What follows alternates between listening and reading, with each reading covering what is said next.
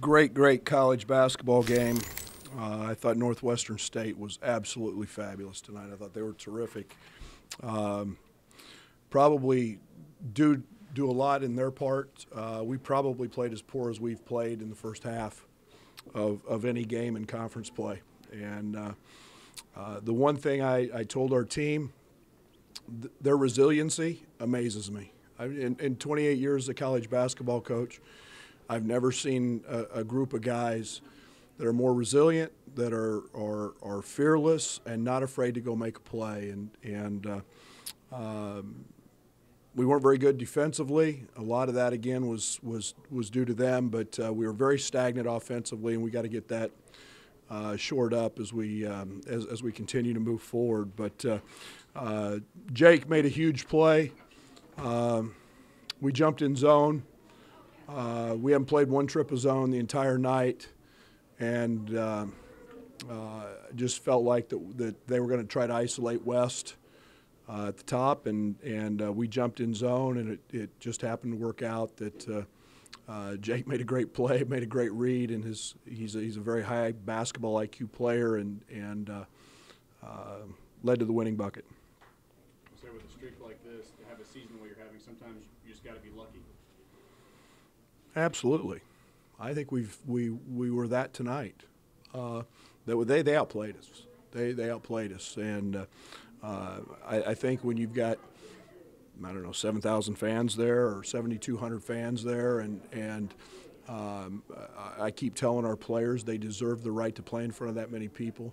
I don't think there's any doubt tonight we gave them their money's worth, and it was exciting. And I keep using this word all the time, and that's pride. And I want just not just the SFA people, but the people of Nacogdoches and East Texas to have a lot of pride in what this team's accomplished, and that was awesome to see tonight. That's how you go from building a good program to a great program, is start putting people in the stands like that, and I'm very thankful for everybody involved that put that together and made that happen tonight.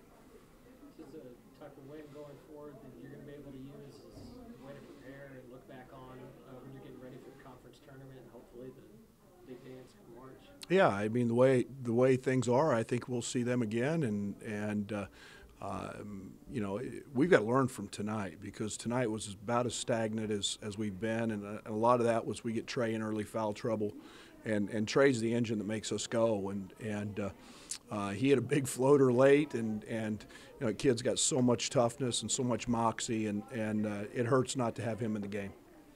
Coach, at halftime, pretty apparent that y'all needed to get Jacob involved out of halftime, and y'all got him the ball 2 or 3 times in a row inside, and got him to the line, and he got a bucket because he only had 4 throws in the first half. And was that something y'all really talked about? Yeah, he's, in my opinion, he's the best player in the league. And we're not going to win many games with Jacob Parker, you know, not making a field goal in the first half. Excuse me. And then we needed to get moving. We needed to get the ball into the paint and not play timid. And there's shot blocking, and we were just timid. And the ball stuck. And we're not a very good team when the ball sticks in our hands. But getting Jake involved was a huge part of what we were trying to do. Him and Tom both. So one of the things you addressed at halftime, you're right, they did look a little timid as far as driving the lane in the first half. They didn't guard us. And we just kept backing up and playing more out of scoring areas. And you know, the further we backed up, the harder it makes passes into the interior. And that's my fault. I've got to get these guys doing a better job of that. But second half we were better. Des started driving gaps, and we don't have a low post player that we're just going to throw the ball to repeatedly to get baskets. We have to find other ways to get the ball in the paint. Yeah, it was pretty obvious y'all took the ball to go the second half to go up 13. Y'all were going to go, which y'all never didn't do much in the first half. Yeah, and it was just an aggressive mindset. We're capable of doing that, and there's a reason we shot 27% the first half and we shot it better the second, was because we got opportunities, and we still missed you know, I can remember a couple that Dez missed, and we missed a couple tip-ins and plays right at the rim. But the key is we got the ball to the rim, and that's what you have to do. Coach, what do you have to do now to make sure you don't have a hangover going into Thursday's game when you retake the road? Well, we're trying to win a conference championship, and you know, that'll be a hard game. New Orleans is good, and they've taken everybody down to you know, crunch time there. We're going to go from you know, trying to having an emotional win to we've got to find out what our toughness level is and our mental focus, and that's my job as a coach, is to make sure that they're ready, and we haven't clinched anything yet, and we've got to be prepared. Which that was kind of a zone trap there at the end.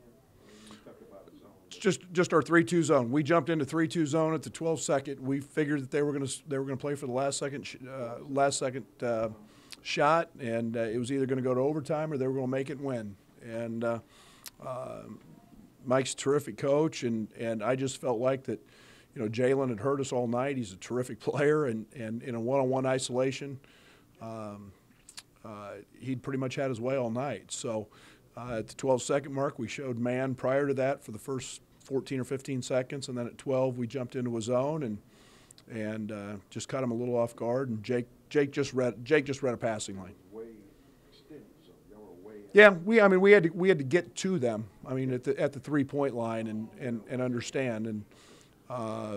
You know, that's what they were trying to do, but we just, you know, we covered the area. Jake made a great read and led to a breakaway basket. I think the other thing too that was really important. I think we had 10 turnovers the first half and we had 1 the second, and that's a big part of the game. We forced them into 21. And as poorly as y'all shot the ball really all night, y'all still had a lot more shots and a lot more turnovers. And I guess that really, when you look at it, that matters. Kevin, that's why we've won all year.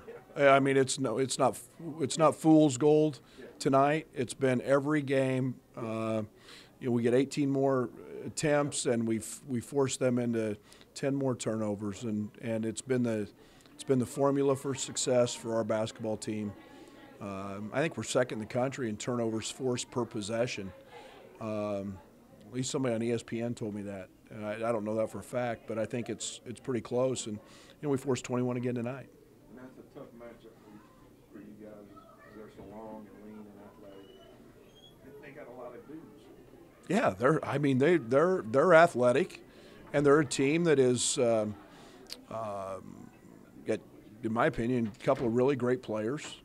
And their athleticism bothered us the first half, and again, it's not that we haven't seen athletes before. We played so timid, and the ball stuck, and we can't do that. Well, honestly, I did glance up at the clock. I saw about 3.5 seconds left. And then just from practice, from running 22s day in, day out, I knew that if I was at half court with 3 seconds left, and I had plenty of time to get there, and got there with 0.3 seconds left.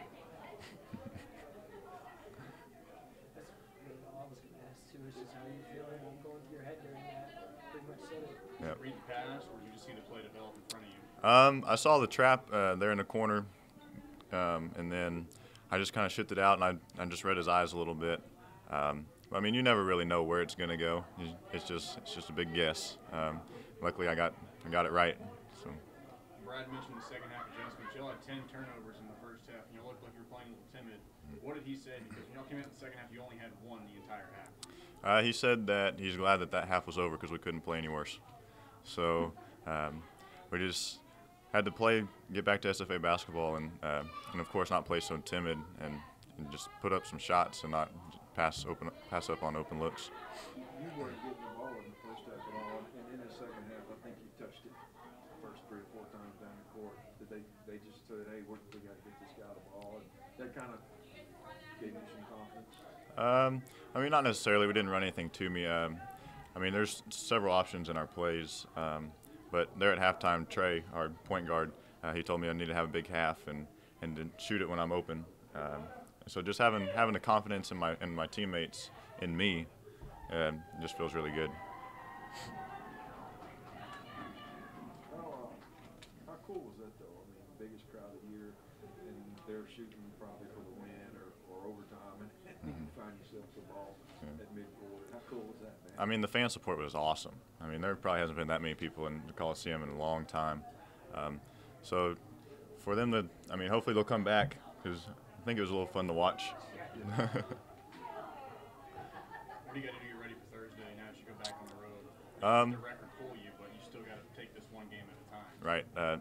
Every road game is not an easy one. I mean, we got to prepare just like we prepare for every other game, and just take it one step at a time.